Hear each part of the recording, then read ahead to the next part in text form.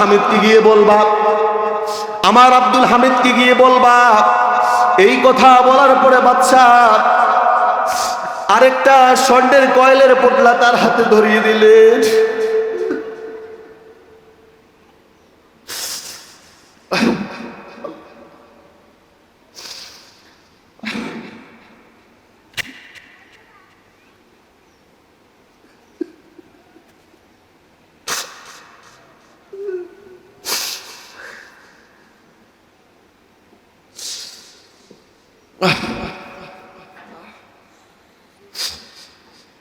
বাদশা আবার বললেন, কি বাদশা? দ্বিতীয় আব্দুল হামিদ হল উসমানীয় সাম্রাজ্যের একেবারে শেষ শক্তিশালী সম্রাট। বাদশা দ্বিতীয় আব্দুল হামিদ ছিলেন একজন অকুতোভয়, আপোষহীন একজন শাসক। প্রতি রাতে আল্লাহ রসুলের জন্য দুরূদ পাঠ করে ঘুমাতেন। আমরা কি রাতের বেলা দুরূদ পাঠ করে ঘুমাই? ঘুমাই না। একজন বাদশা দিনের বেলায় যুদ্ধ করতেন, দিনের বেলায় রাষ্ট্র পরিচালনা করতেন, আর রাতের বেলায় দুরূদ পাঠ করতেন, রাতের বেলায় সালাত আদায় করতেন, বিছানায় দাঁড়িয়ে আল্লাহর কাছে কান্না করতেন। বলেন আল্লাহু আকবার। সুলতান আব্দুল হামিদ তিনি প্রতি রাতে রাসূলের প্রতি দুরূদ পাঠ করতেন। এক রাতে তিনি দুরূদ পাঠ করে নাই, এই কারণে যেই দুর্ঘটনাটি ঘটল শুনুন। তৎকালীন সময় একজন ব্যবসায়ী ব্যবসা করলেন, ব্যবসার মধ্যে লোকসান হলো, দেউলিয়া হয়ে গেল। দেউলিয়া হওয়ার কারণে প্রতি রাতে সালাত আদায় করে আল্লাহর কাছে অজোর নয়নে কান্না করছেন।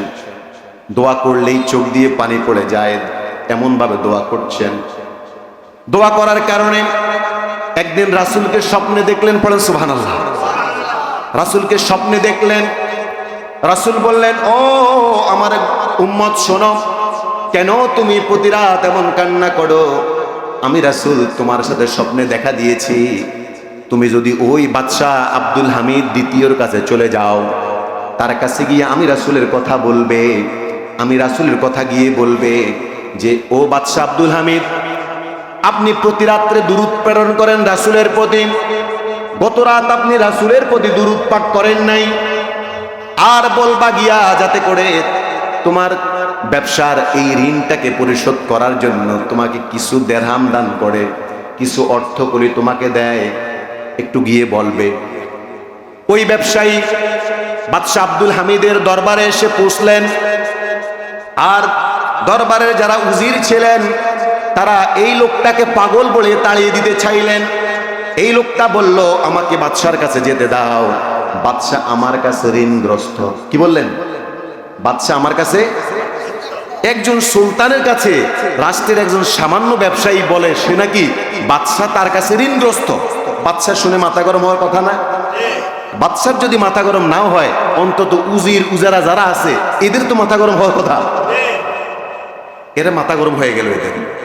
এরা ভিতরে এসে বলল, জাহাপনা, বাহিরে একটা পাগল লোক এসেছে আর বলছে সে নাকি আপনি নাকি তার কাছে ঋণগ্রস্ত। বাদশা বললেন, ঠিক আছে, তাকে আসতে দাও। লোকটি যখন আসলো বলল, বলো তোমার কি বৎস, বলো তোমার কি কথা, তুমি কিভাবে আমার কাছে ঋণগ্রস্ত, আমি কিভাবে তোমার কাছে ঋণগ্রস্ত?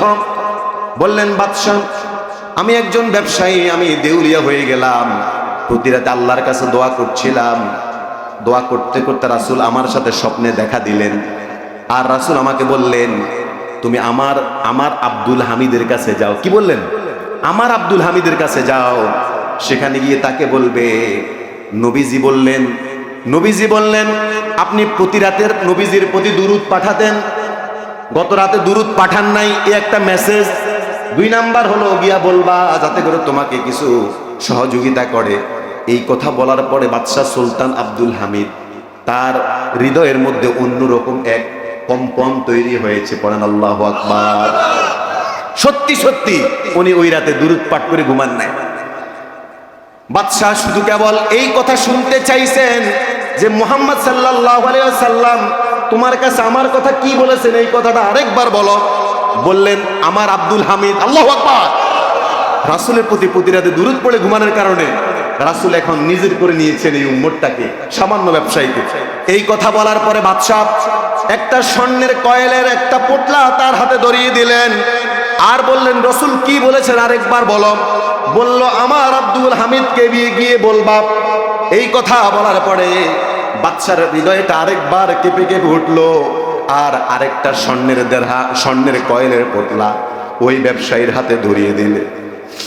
বাদশা বললেন আরেকবার বলো রাসূল কি বললেন আমার কথা।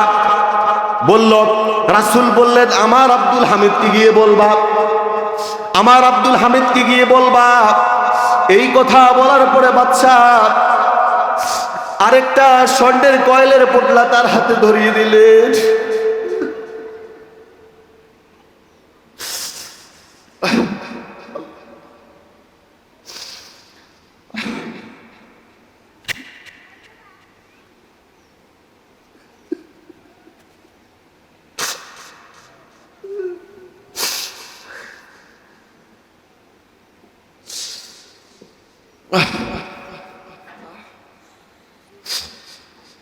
বাদশাহ আবার বললেন কি বলেছে রাসূল আমার কথা।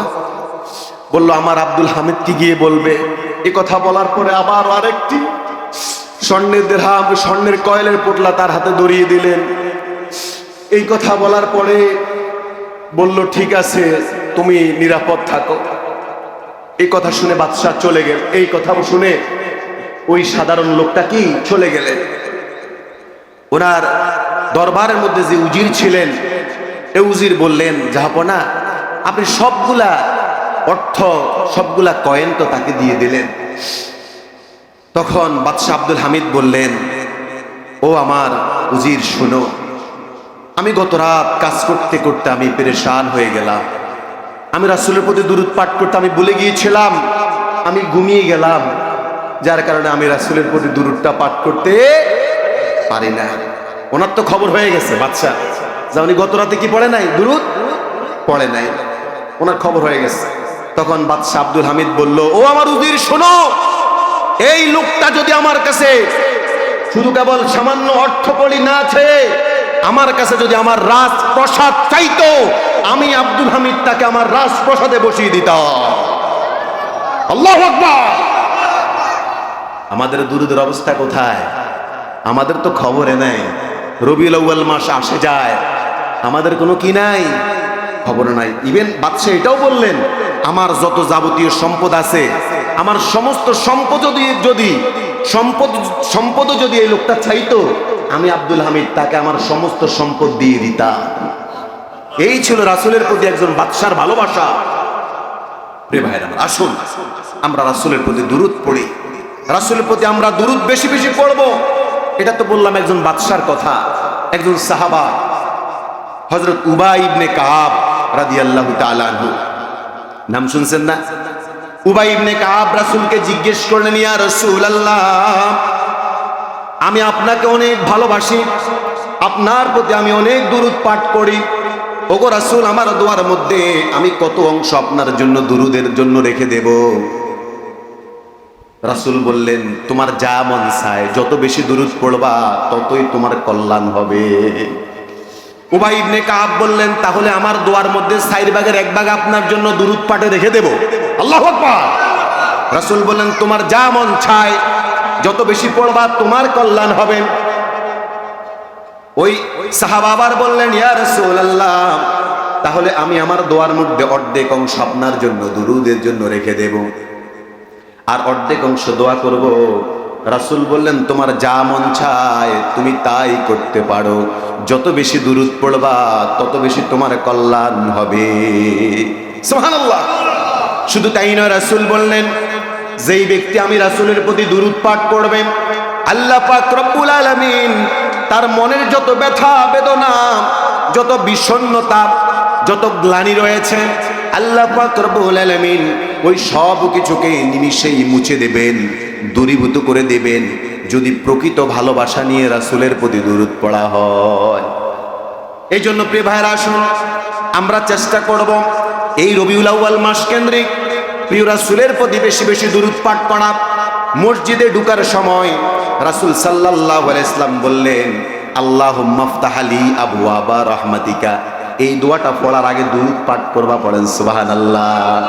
জানাজার মধ্যে দুরূদ পাঠ করবা, পড়েন সুবহানাল্লাহ। আজান যখন হয়, আজান দেওয়ার শেষ হলে দোয়াটা পড়ার পরে দুরূদ পাঠ করবা প্রিয় রাসূলের প্রতি, বলেন সুবহানাল্লাহ। প্রিয় ভাইয়ের আমার, এই জন্য আমরা এই রবিউল আউয়াল মাসকে প্রিয় রাসূলের প্রতি বেশি বেশি দোয়া দুরূদ পাঠ করার মাধ্যমে আমরা উদযাপন করব, মহিমান্বিত করে গড়ে তুলব, প্রাণবন্ত করে গড়ে তুলব। আল্লাহ পাক রব্বুল আলামিন তৌফিক দান করুন, বলি আমিন। ওয়া মা তৌফিক ইল্লা বিল্লাহ। আসসালামু আলাইকুম ওয়া রাহমাতুল্লাহি।